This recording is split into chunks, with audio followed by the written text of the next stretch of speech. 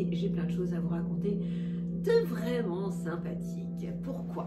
C'est une année qui, en fait, en 2021, ça n'a pas toujours été cool hein, pour vous, avec ce Jupiter qui était chez les Verseaux, qui vous a un peu énervé, avec cet Uranus aussi, en Taureau, qui donc se trouvait en face de chez vous.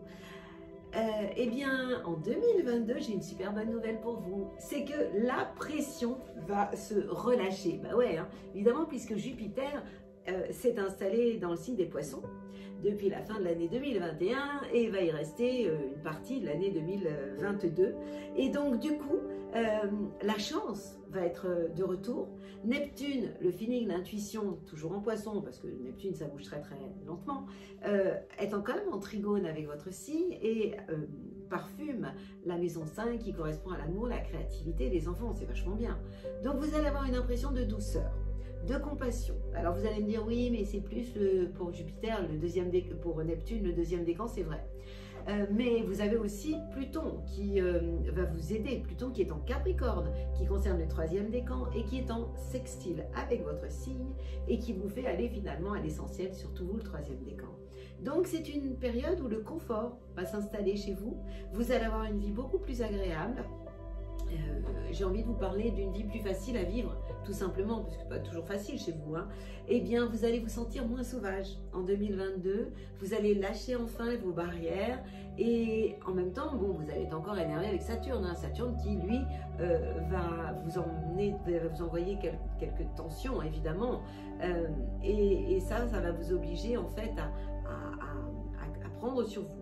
On a Uranus, l'explosion, qui est en phase de chez vous aussi, donc, et qui va avoir un impact sur la maison 7, c'est-à-dire le couple, le conjoint, etc. Donc les collaborations.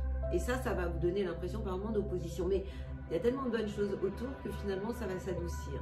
En amour, entre le 1er janvier et le 11 mai, et à partir du 28 octobre, vous allez bénéficier de ce Jupiter en Poisson, donc en trigone avec votre signe, qui va avoir une influence sur tout ce qui touche le domaine de l'amour, de la créativité et de vos relations avec vos enfants.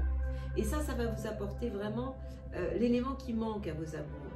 Dès 2022, vous allez avoir vraiment l'impression, et ce sera vrai, que des personnes ont des comportements beaucoup plus gentils et agréables avec vous. Vous serez plus séduisant aussi, plus romantique, mais c'est parce que vos ondes à vous vont changer. Vous savez que vous êtes sensible aux ondes. Et vos ondes vont être plus douces, donc les autres vont vous renvoyer cette image. En mai, Vénus, la planète de l'amour, va être en Poisson.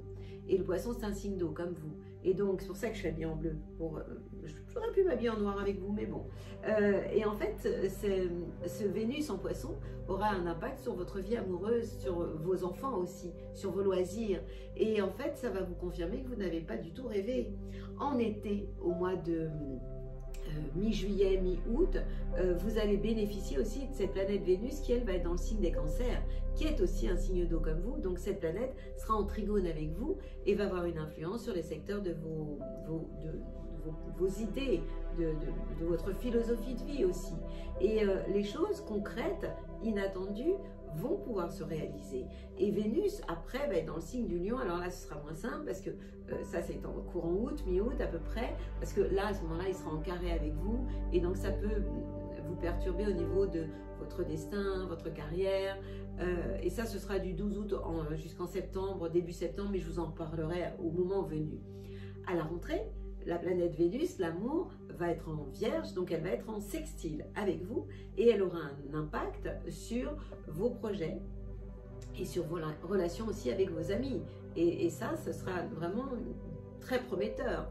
Et vous allez vous aussi faire des promesses que vous allez réussir à tenir lorsque Vénus sera dans votre signe en Scorpion, et ça, ce sera au mois de novembre. Et jusqu'à la fin de l'année, bon, on peut dire que l'amour va s'installer tout simplement, quoi. Alors, sur le plan social, il se passe quoi cette année?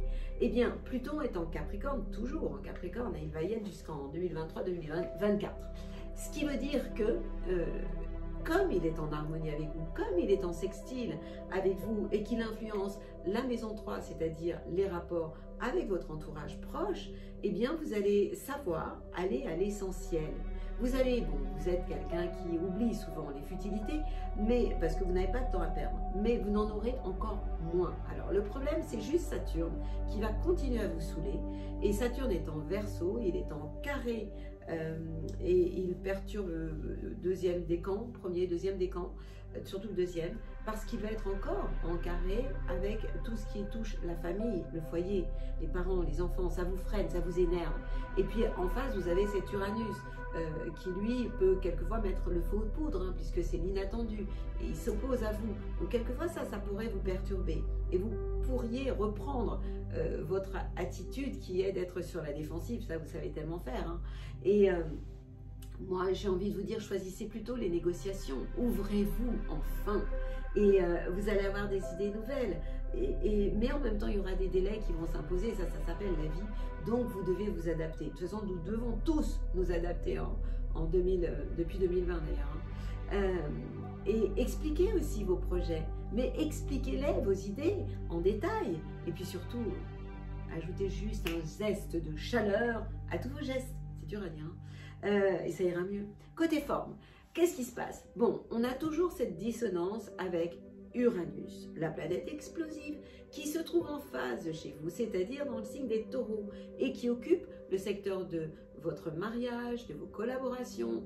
Et puis on a toujours ce Saturne, dont je viens de vous parler, qui influence négativement tout ce qui est ambiance familiale. Ça engendre quoi?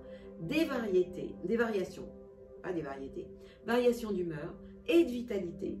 Donc ça vous chauffe les nerfs, et vous avez par moments envie de soulever des montagnes, parce que vous allez avoir des aspects planétaires exceptionnels, puis par moments vous serez tout mou, manque de punch.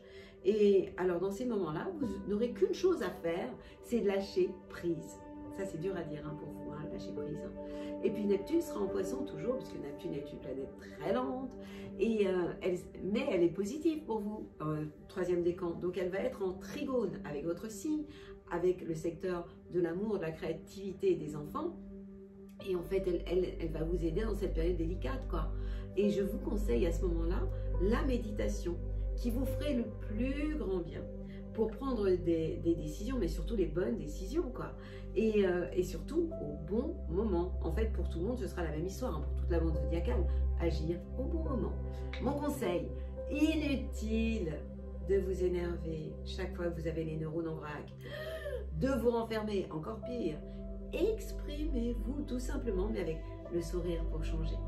Rappelez-vous que Neptune, l'intuition, la connexion, Jupiter, la planète de la chance, est en Poisson, signe d'eau, une partie de l'année, et qu'elle va influencer positivement le secteur de l'amour, de la créativité des enfants. Donc, vous voyez que c'est plutôt cool.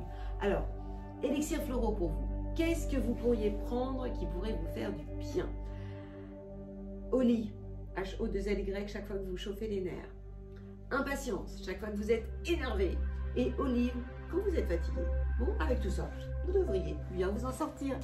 Circulez les scorpions, je vous adore, mais allez, on va laisser la place aux autres, quoi.